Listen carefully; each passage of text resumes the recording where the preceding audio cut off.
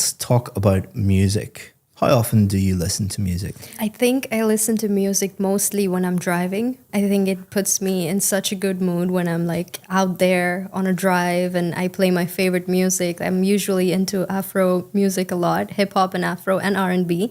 So I prefer listening to music when I'm driving or sometimes when I'm working out, I'm at the gym, something like that. Is music an important subject in schools in your country? In schools in my country.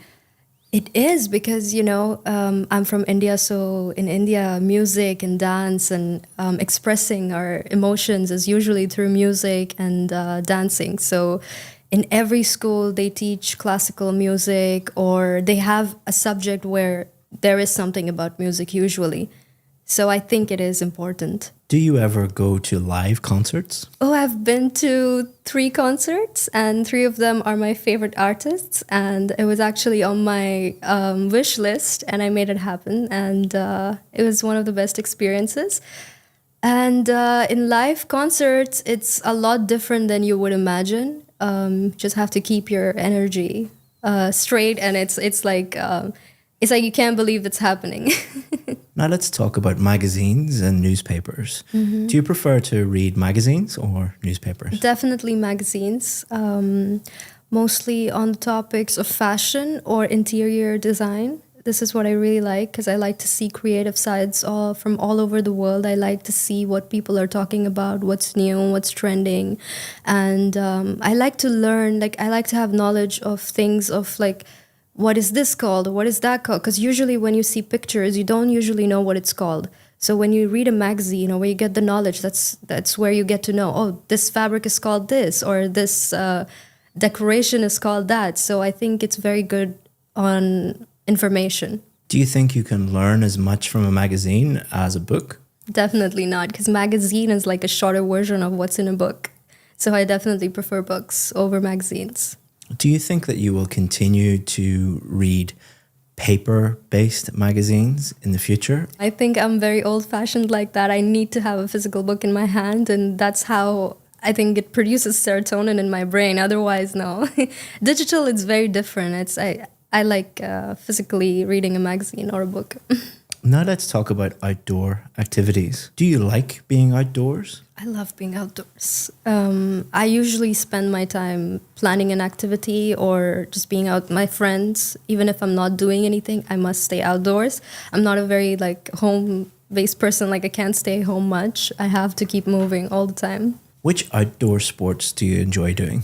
I like going out with my friends and playing football or some kind of activity like swimming, going to the beach. This is something I really, really enjoy. Which outdoor activities are most popular in your country? Definitely, it's like the game of India. Everybody loves cricket. When you go out of your house, you're always going to see some kids playing or also badminton, actually.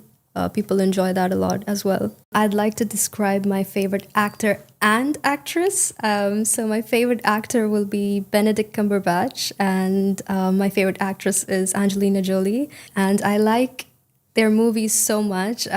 They usually star in action films or mystery films, and that's very similar to where I am. In my personal life, I love mysterious stuff. I'm always into detective theories or mystery books and stuff like that. So I always watch movies as such, and their acting is on point. It's always number one. And I like Angelina Jolie also for her humanitarian work that she does throughout her life. She's been very present with charity work and making sure that a lot of kids are fed in countries which are unfortunate. And I really like that about her. And I also like how fierce she is. And when she presents herself, it's very divine feminine. So I really, really like that. And I feel like she has that sort of energy where a woman can feel powerful about herself just by looking at her and kind of understanding where she comes from. She doesn't really come from a very mentally stable place. But now, at this point in her life, she's a very strong woman, and she's done it all herself. And Benedict Cumberbatch, I actually watched his TV show, which was called Sherlock, and I am a crazy Sherlock fan. I love mystery, like I said, and detective stories and everything. And him playing that really showed me what kind of an incredible actor he is, because I felt like I'm watching Sherlock Holmes from the books and not an actor on screen. And he's also done a movie that I really love. It's called Doctor Strange. That's my favorite superhero from the Avengers. And he has just done an amazing job in that movie. So we've been talking about a famous actress and actor that you enjoy. And we're going to continue to talk about movies and theatre. What are the most popular types of movies in your country? It would be... To thank you for watching this video, I want to give you a free course that has helped thousands of students improve their IELTS speaking score. What it's going to do is take you through every single part of the test and give you strategies for part 1, part 2 and part 3, and also allow you to practice at home for free and get feedback. To sign up for that for free, all you have to do is just click the link in the description. Thanks very much, and let's get back to the video. It would be action and drama, definitely something that has to do with emotional connection. It's usually fictional, that I would say, and also comedy. Yeah, there's a lot of comedy that goes on in the films that are coming out now and from India. Do you think that going to the cinema will be as popular in the future? I think 50-50, yeah. I'm not sure about that, but it looks like people enjoy watching movies at home, and it's not as much exciting as it used to be back then. And I think probably, yes, it would be more digitally available at home, and probably, yeah. Now let's talk about the theatre. How strong a tradition is it today in your country to go to the theatre? Mostly, I think in out of city areas, actually. It's mostly now as an activity that families go to with their kids, just to show a play to their kids and to introduce them to this form of culture and activity. I think it's more of that now. Theater is not as much popularized back in India as much as cinema and film and movies are. So I think that is kind of on the back seat. It's not so much as it used to be. Do you think that theatre should be run as a business or as a public service? Ooh, I think both. I think it goes hand in hand, so that people can be employed as well at the same time, and it is of a public service at the same time. I think that people do enjoy it, but at the same time, it could be used as an excuse and used as like an opportunity. What I mean to employ people, and because there's a lot of people who would love to do acting, but they can't really make it in the movies. So maybe they could use theater as their hobby. So I think, yeah, both can go hand in hand. In some countries, governments pay theatres to put on shows for the public. Do you think this is a good use of public money? It depends on whether or not if it's free to the public. Because if you're charging for them to see that play, then it doesn't make any sense, is what I think. And I think that it shouldn't be this way in the first place. I think it should be available freely to the people. Yeah. Let me give you some feedback on your performance. So you're hoping to get a band 9. And I'll go through the 4 marking criteria. Okay. So pronunciation, fluency and coherence, grammar and vocabulary. So let's start off with your pronunciation. To thank you for making it this far in the video, I want to give you 10% off our VIP course. The IELTS VIP course is the most successful IELTS course in the world. That is a fact because we have more band 7, 8 and 9 success stories than any other IELTS course in the entire world. We do that by simplifying the whole IELTS process, supporting you with some of the best IELTS teachers in the world, and being with you every step of the way until you get the score that you need. All you have to do is just look down in the description, just click that, and you can sign up. If you have any questions about the VIP course, always feel free to get in touch with us. We answer 100% of the questions that we get. Hope that you become a VIP. If not, enjoy the rest of this free video. Pronunciation is one of your strong points. Oh, okay. The examiner will be thinking, can I understand what this person is saying? How clear are they? And then some higher level pronunciation features like intonation, for example. I can understand 100% of what you're saying. You do have a hint of an accent, but it is extremely clear listening to you. For anyone watching who has an Indian accent, they shouldn't feel bad about it or anything like that. Yes. You know, you shouldn't try and remove your accent. I think it's about speaking as clearly as possible, Yes. but you certainly do. You also use intonation extremely well. So we use intonation to convey meaning. For example, when you came in here today and I said, please sit down, very flat intonation going down. Do I sound happy or rude or A bit serious? rude. Yeah, a bit Serious. rude, a bit serious. But if I said, please sit down, my intonation is going up. It sounds completely different, but the words are Yes. exactly the same. So you use intonation like that a lot to show that you're excited about something, that you're happy about it, that you're serious about something in a very, very high level way, which is very difficult to learn. Thank you. And you do it very naturally. You also use connected speech. So for example, if you were talking about movies, someone learning English might say, do you want to go to the cinema? But someone at a high level like yourself, do you want to go?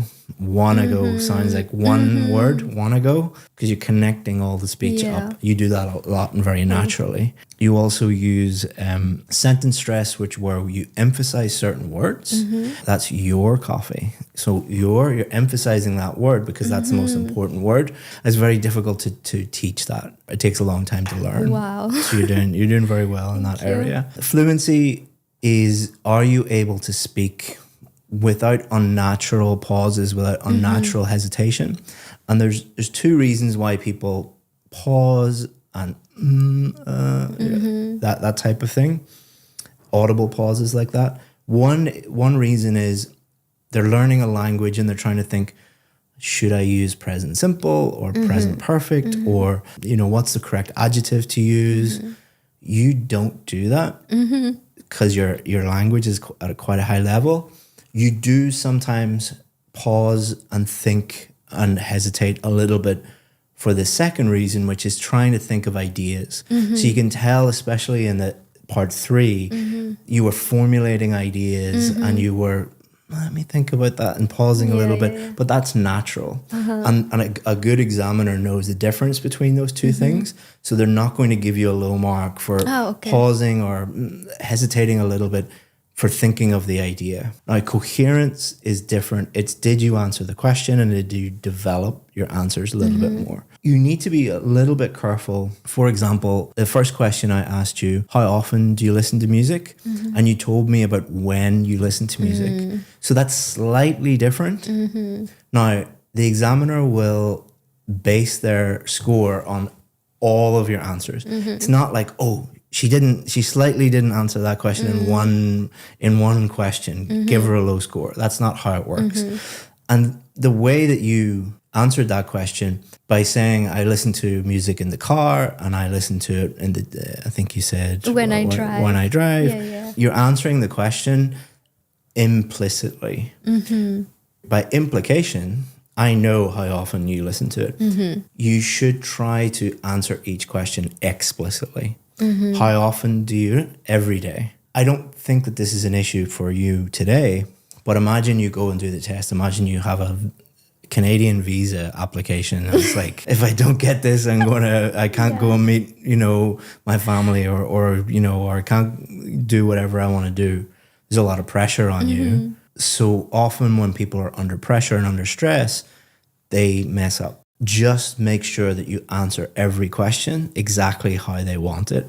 The same with the cue card for part 2. It said, describe your favorite actor or actress. And you did both. So technically, an examiner would be extremely picky if they marked you down for that. But again, I'm not criticizing you, but I'm being overly cautious because on exam day, if you go and do the test, you might go off and talk about something related to that topic, but not really answering it correctly. I think you would be fine, but we just don't want to take any risks. Definitely. Towards the end, especially the last question, part 3, what the examiner is thinking about is, can this person really develop their answers? Can they speak at length about topics? The last question, there's quite a short answer for part 3, but that was quite impressive. I'll tell you why. If you get a really, really difficult question in part 3, you should be happy, because the examiner thinks you're good. If the examiner thinks you're bad, they'll just throw easy softball questions at you. If the examiner thinks that you're really good, they'll throw more and more difficult questions to really just stretch you and test you. And that's what I was trying to do at the end.